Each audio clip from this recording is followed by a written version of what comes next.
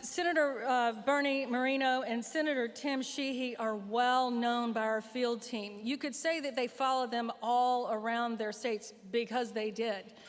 And something really beautiful happened this particular election cycle, and that was because of change in the laws, that we could have, those field people could have a lot of interaction and conversation with these two men. In fact, far more than I did. They got to know them on the ground, in the middle of the rain, in the middle of long, long days, times where you'd be so impatient, it'd be very easy to be short and perhaps maybe just want to go to bed. But that never happened in these interactions with these two men. And so often, our folks would put a video in I'd text a video to you guys from the field team of encouragement, and these guys would stop everything, do a video back to send to the field team. It was just a beautiful relationship that we continue now. Hopefully we won't have to do that for a little while again, but we will when we need to. And I don't know why the Sheehy chant didn't happen. Maybe it's just the alliteration, I don't know, in Montana.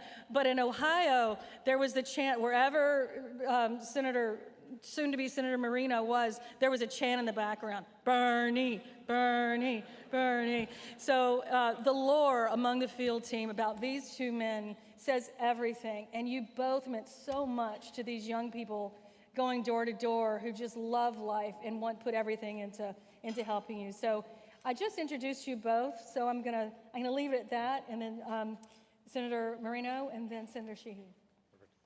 Thank you. Thank you, Marjorie.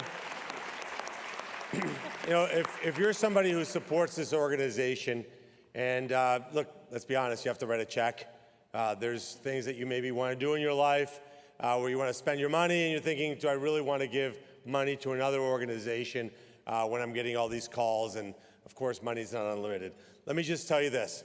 In my race in Ohio, I started my campaign with a 4% name ID statewide. That was the good news. The bad news was the margin of error on the poll was 4%. So we had an uphill climb. I was up against a 50-year elected official, had won 18 of 19 elections. This is a guy that was deemed to be unbeatable. In fact, when I run into people in D.C., and they'll say to me, you know, I thought you were going to win. I go, you were the one. But the one group that did support me from the very beginning was SBA. And it wasn't just with money.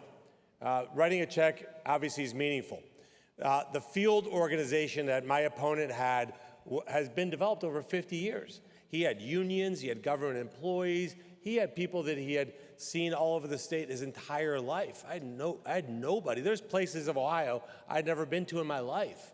And because SBA, not only did they go out and knock on doors, pass out literature, but it was the energy, the enthusiasm that they brought to it. I mean, I know that there was times on the campaign trail, and I think can speak for Tim here, where you're out there 14, 15, 16 hours and you're worn out, but then you go into a hotel room, conference room, and you got 30 young people that look like they just drank 17 cups of coffee each, and it energizes you, and it says, you know, I understand why we're doing this.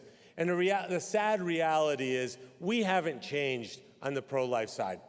We've been consistent. I've been consistent. I'm sure all of you have been consistent your whole life. We advocate for those that need an advocate, the unborn. And who can be on the other side of that?